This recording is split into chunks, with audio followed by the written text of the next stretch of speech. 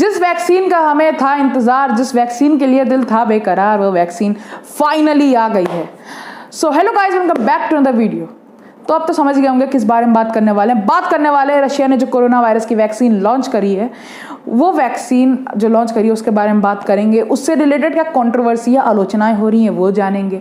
Vaccine कब से market में अवेलेबल होगी, इंडिया का इसमें क्या स्टैंड है, वैक्सीन से रिलेटेड सब चीज़ हम जानेंगे। आज की वैक्सीन बनती कैसे है ये भी हम आज जानने की कोशिश करेंगे। तो चलिए शुरू करते हैं आज की वीडियो को। So let's get started.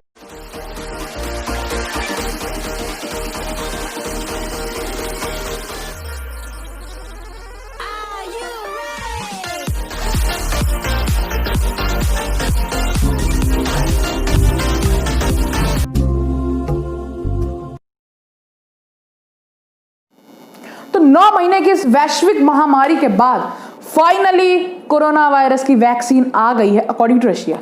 तो रशिया के मुताबिक फाइनली ये वैक्सीन अब आ गई है, मार्केट में अब अवेलेबल हो गई है। रशिया के वहाँ के सिविलियंस यानी कि वहाँ के आम नागरिक तक अब वो वैक्सीन पहुँचनी शुरू हो चुकी है। तो शुरुआत करते हैं जानने से कि वैक्सीन कैसे बनती है। तो सबसे पहले लेबोरेटरी में वैक्सीन बनाई जाती है, एक लैब में वैक्सीन पूरी तैयार होती है। उसके बाद उसका होता है क्लिनिकल ट्रायल जो कि होता है जानवरों पे। उसके बाद ह्यूमन ट्रायल होता है और ह्यूमन ट्रायल भी 3 बारी में होता है।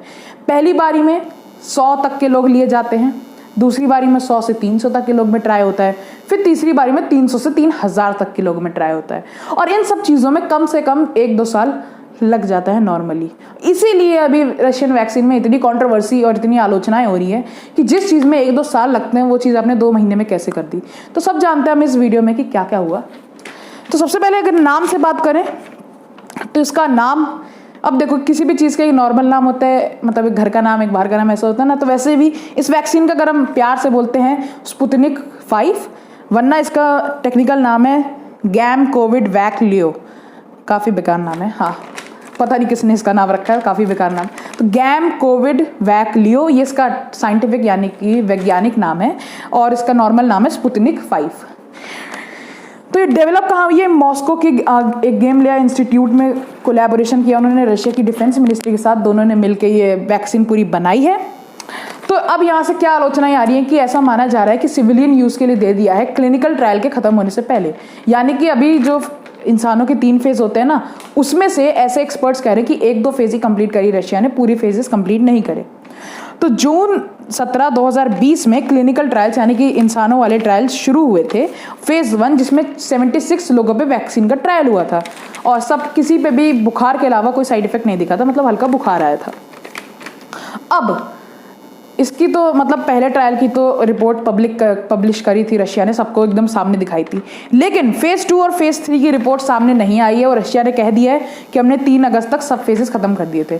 अब इसी में आलोचनाएं आ रही है क्योंकि एक्सपर्ट्स कह रहे हैं कि इस चीज़ों में, इस क्लिनिकल ट्रायल में लगभग 1 से 2 साल लग जाते हैं, आपने इतनी जल्दी कैसे कर लिया है। तो यहाँ पे रशिया को थोड़ी ट्रांसपेरेंसी दिखानी चाहिए इसकी, अगर उन्होंने करी है ट्रायल्स तो रिपोर्ट्स थोड़ी लेकर आए ताकि पता चले, क्योंकि ये पूरी दुनिया के लोगों का सवाल है, उनके सबकी हेल्थ का सवाल है। वैसे अब वी होप कि ये काश ये वैक्सीन सही हो, काम करे,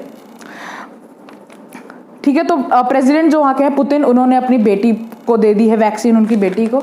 तो इससे तो ये लगता है कि क्या पता वैक्सीन सही हो, वरना कोई प्रेसिडेंट अपनी बेटी को क्यों देगा, कोई भी आदमी अपनी बेटी को क्यों देगा।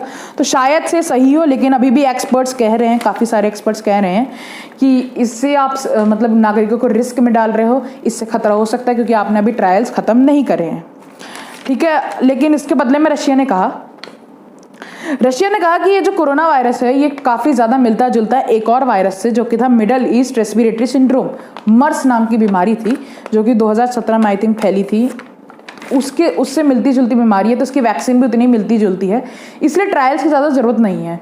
ये vaccine already trial and tested है, ऐसा रशिया का मानना है। तो वैक्सीन बनी कैसे? तो वैक्सीन बनी है एडिनो वायरस से। अब एक एडिनो वायरस क्या है? एक वायरस है कॉमन कोल्ड का, जैसे बच्चों में, छोटे बच्चों में होता है कॉमन कोल्ड, खांसी जुकाम। तो वो वायरस आपकी बॉडी में डलेगा, फिर उसके अगेंस्ट आपकी बॉडी सेना बना लेगी। मतलब अब सपोज हम मान के चलते हैं हमारी बॉडी, हमारा हिंदुस्तान है, अभी हम तैयार नहीं है, चाइना हम पे अटैक कर दे तो हम धाराशायी हो जाएगी हमारी बॉडी। लेकिन अब हमारी कंट्री क्या कर रही है? हमारी कंट्री आपस में मतलब प्रैक्टिस कर रही है, लड़ाई की प्रैक्टिस कर रही है। वैसे ही हमारी बॉडी में एक नकली वायरस, मतलब एक मरा हुआ वायरस डाला गया, जिससे कि हमारी बॉडी के अंदर की सेनाएं तैयार हो जाए, ताकि हमारी हिंदुस्तानी सेनाएं तैयार हो जाए, ताकि कभी अगर असली में चाइना यानी कि असली में कोरोना वायरस हमारी बॉडी में घुसे तो हमारी सेना ऑलरेडी तैयार खड़ी हो वहाँ पे उनसे लड़ने के लिए। और यही होती है इम्यूनिटी बूस्टर।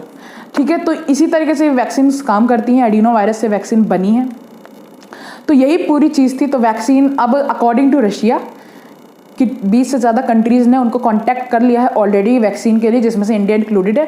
लेकिन इंडिया की तरफ से कोई भी ऐसी ऑफिशियल न्यूज़ नहीं आई है कि अगर कि वो इंटरेस्टेड है या नहीं है। अगर इंटरेस्टेड भी होती है तो जनवरी से पहले वैक्सीन आना पॉसिबल नहीं है, क्योंकि पहले वो अपने सिविलियंस को टेस्ट करेंगे, वहाँ पर देखेंगे काम कर रही है नहीं, उसके बाद जाके उसका एक्सपोर्ट वगैरह स्टार्ट करेंगे। तो अभी तो रशिया की चांदी हो गई होने वाली अगर इनकी वैक्सीन काम कर जाती है।